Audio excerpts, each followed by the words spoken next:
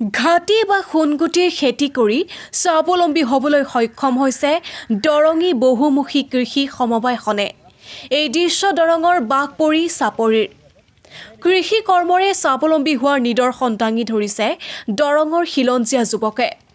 দৰঙী বহুমুখী কৃষি সমবায়খনে ঘাটি বা সোণগুটিৰ খেতি কৰি স্বাৱলম্বী হ'বলৈ সক্ষম হৈছে। দৰং জিলাৰ মঙলদৈ বাঘপৰি চাপৰিত প্ৰায় 50 বিঘা মাটিত কৰিছে এই কৃষি কাৰ্য। যন্ত্ৰচালিত বাহনৰ গিয়েৰ অইল, চাবোন আদি প্ৰস্তুত কৰিবলৈ ব্যৱহাৰ কৰা হয় এই ঘাটি বা সোণগুটি নামৰ কৃষিবিধ। বজাৰত যথেষ্ট চাহিদা আছে এই খেতিবিধৰ 200তকৈও অধিক সদস্যৰে গঠিত কৃষি সমবায়খন। ঘাটি বা সোণগুটিৰ খেতি কৰাৰ উপৰিও কৰিছে আলু, মাকৈ, সৰিয়হ, ৰঙালাও, দাইল আৰু বাদামৰ লগতে বিভিন্ন প্ৰকাৰৰ খেতি। দৰঙী বহুমুখী কৃষি সমবায় আমাৰ 3000 ভূমি আছিল আৰু এইটো পঞ্জীয়নভুক্ত সমবায়। আৰু আমাৰ এই ভূমিতেই আমাৰ 200 বছৰীয়া এটা শিৱ মন্দিৰ আছে। 200 বছৰীয়া শিৱ মন্দিৰ আছে।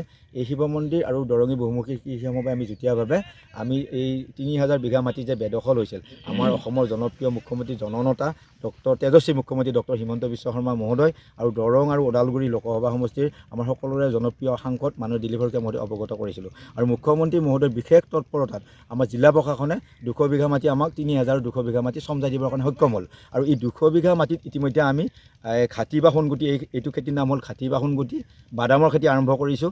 আৰু তাৰ লগে লগে মাকৈ খেতি আছে, আৰু মিঠা আলু আছে, আৰু মটৰ মাহৰ খেতি আছে, আৰু মচুৰ মাহৰ খেতি আছে, সৰিয়হৰ খেতি আছে, আৰু ৰঙালাওৰ খেতি আছে, আলুৰ খেতি আছে।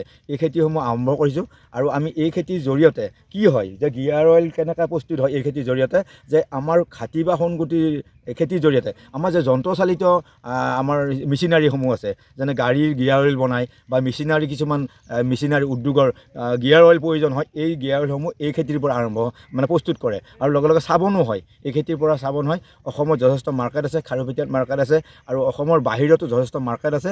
আৰু আমাৰ কৃষি আমাৰ প্ৰায় 200-300 সদস্য ইয়াত জড়িত হৈ আছে। তেওঁলোকে দিনে নিশাই কাম কৰি কপালৰ ঘাম মাটিত পেলাই তেওঁলোকে বহুত কষ্টৰ মাজেৰে এইখিনি কৰিবলৈ সক্ষম হৈছে। আৰু এতিয়াও আপোনালোকৰ ভিজুৱেলৰ জৰিয়তে আমি ক'ব বিচাৰিছোঁ যে আপোনালোকে অসমৰ ৰাইজক দেখাই দিয়ক যে আমাৰ কৃষকসকলে দিনে নিশাই ইয়াত কাম কৰি আছে।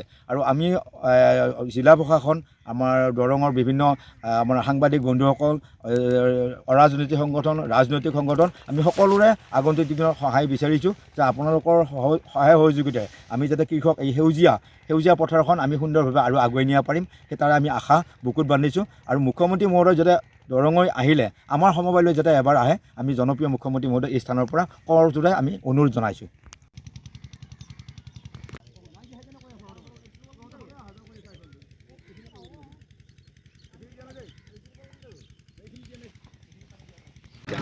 আমি কামত মাথা মাৰি আছোঁ।